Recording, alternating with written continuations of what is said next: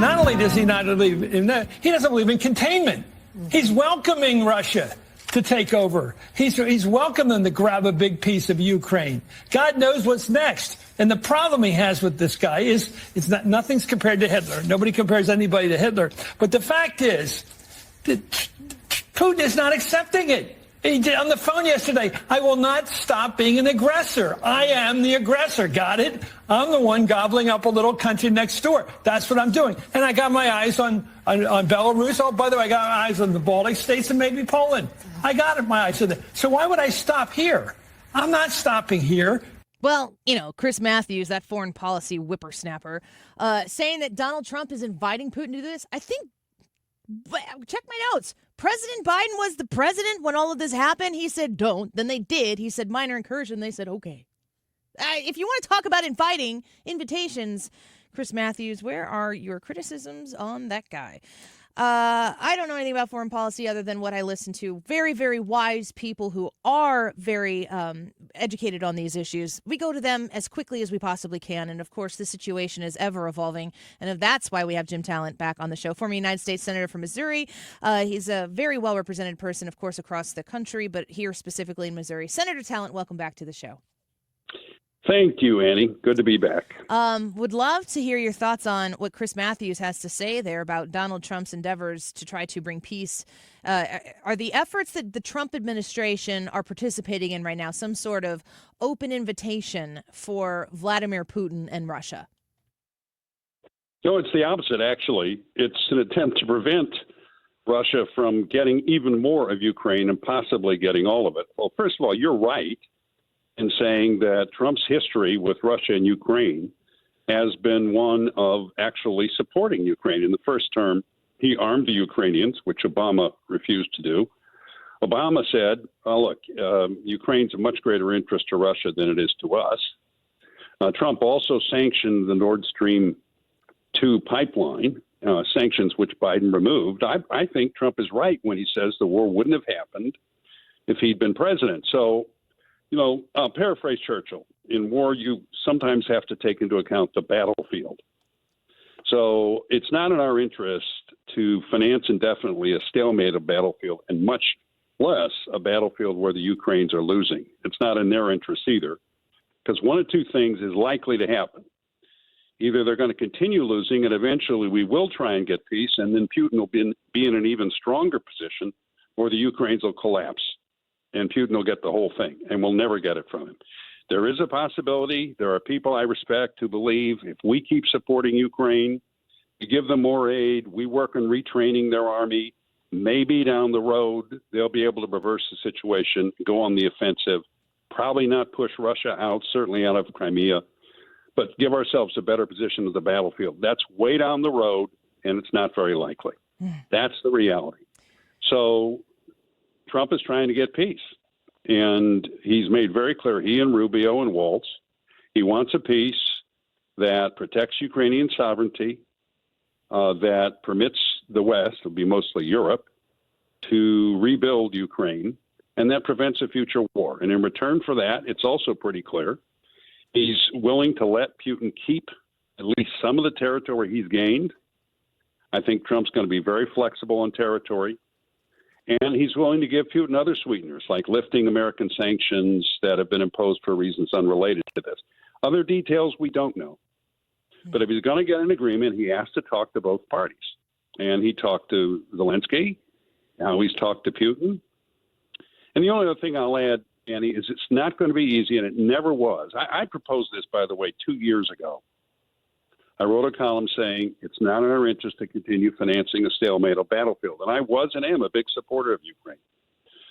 But it was always going to be difficult to get Putin to the table, because especially now that he's winning, that's going to be the struggle. So we'll see what Trump does now.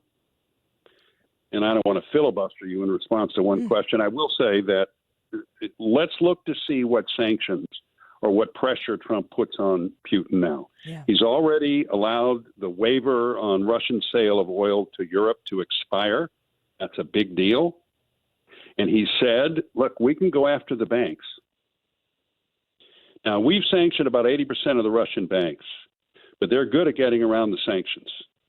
If we went whole hog and included secondary sanctions, okay, so in other words, we're reaching out to anybody who does business with the Russian banks, that would hurt Putin badly.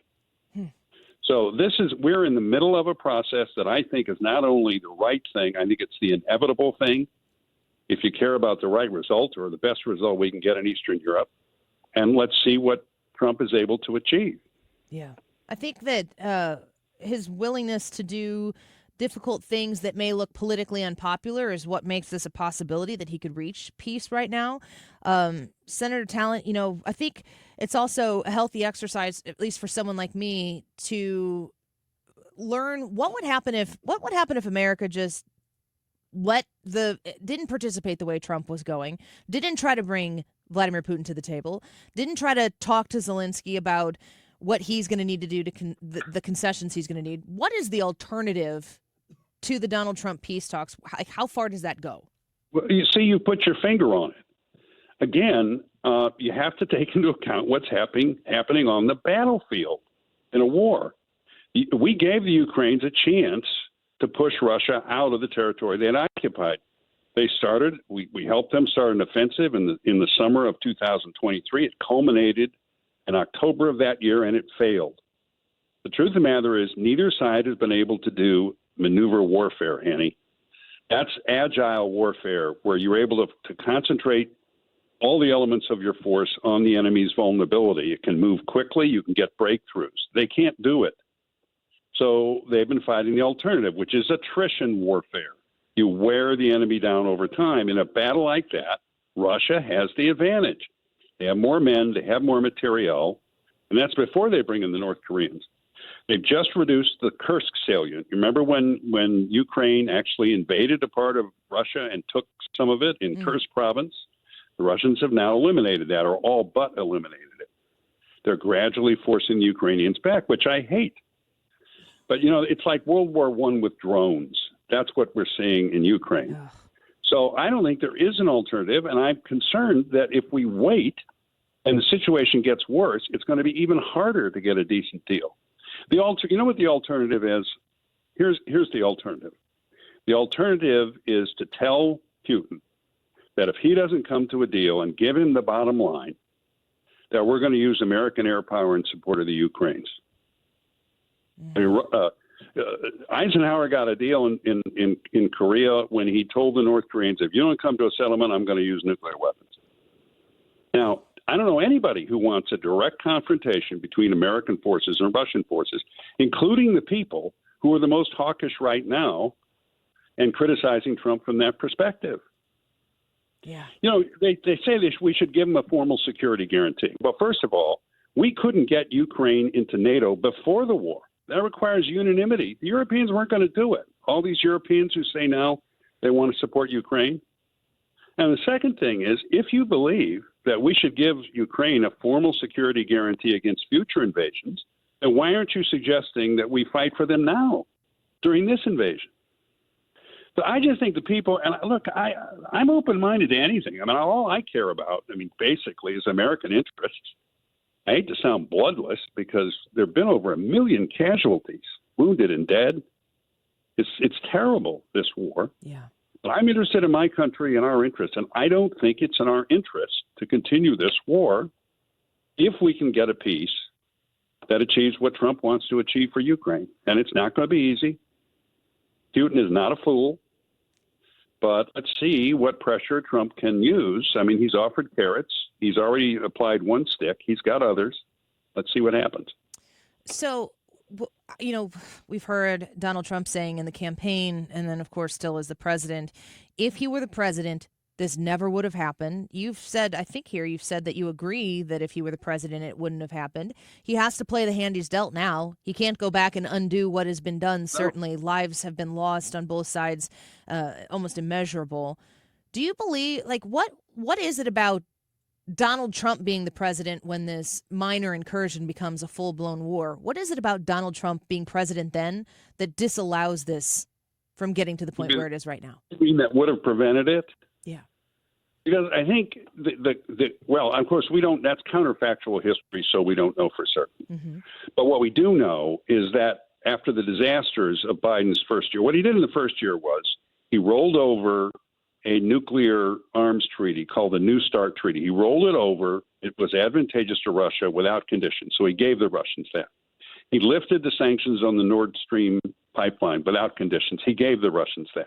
He gave Putin the summit without conditions. And then we had the disastrous Afghanistan withdrawal. Now, do you think it's likely that communicated a message to Putin about the resolve and competency of American leadership? Certainly. And that might have led him to believe he could just go in and take Ukraine and we wouldn't do anything? And contrast that with Trump's leadership over 4 years. I just think, we don't know for certain, but I think it's very plausible that if they'd begun massing troops, Trump, who did not want a war in Eastern Europe, would have let Russia know, I'm not going to tolerate this. So now he's got a difficult situation. As you say, he's entering it midstream, if you will. Mm-hmm. Now, there have been advantages to this. I strongly supported the Ukrainian aid, and I still do.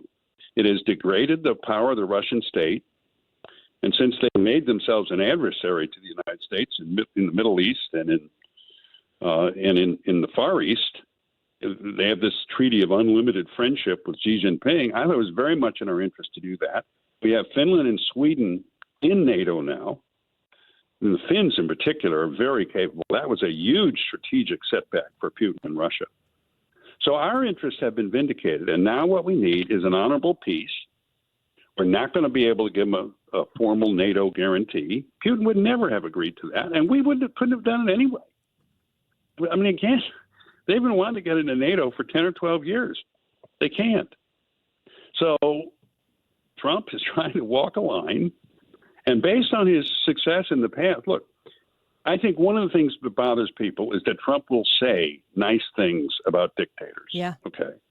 That's his style. He offers carrots, and then he does sticks. He's offered Hamas deals. He's offered the Palestinians deals. He's offered Iran a nuclear deal. And look what he's doing to the Houthis now. And look what he's threatening to do to Iran.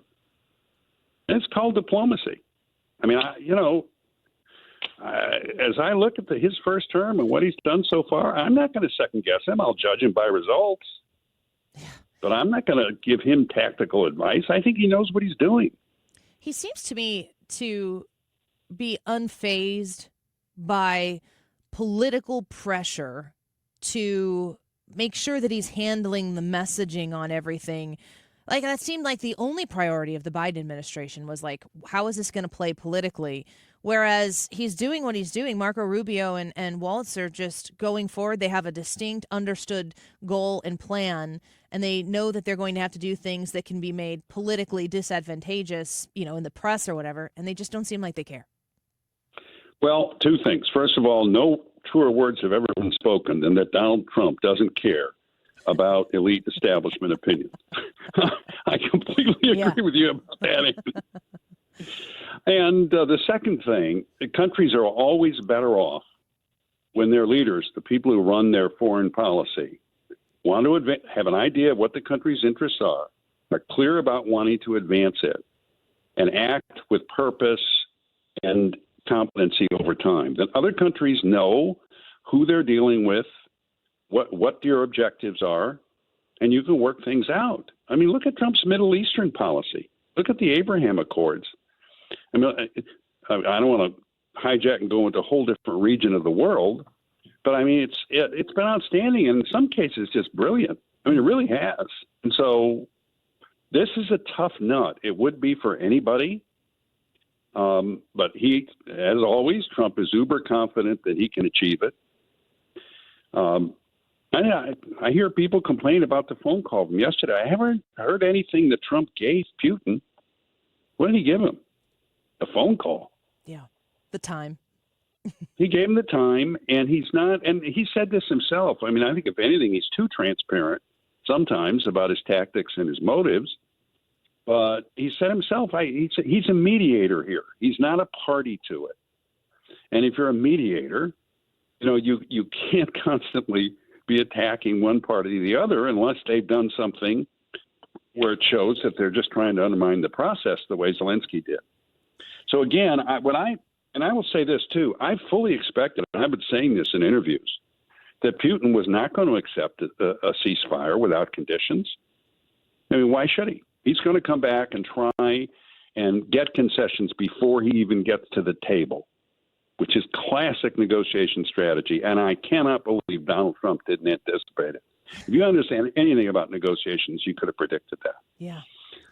Well, there's always more to talk about, and your time with us, we're so grateful for it. We look forward to having you back. Last week, after we were discussing the Saudi Arabia, Marco Rubio, Ritz-Carlton thing, we went to a break, and then we heard from Marco Rubio that they had achieved an agreement, and that was right after you said, let's pray for peace. And I thought, well, let's get Jim Talent back on here because you seem to have a way with timing. So we're grateful for your time again here on our show with us.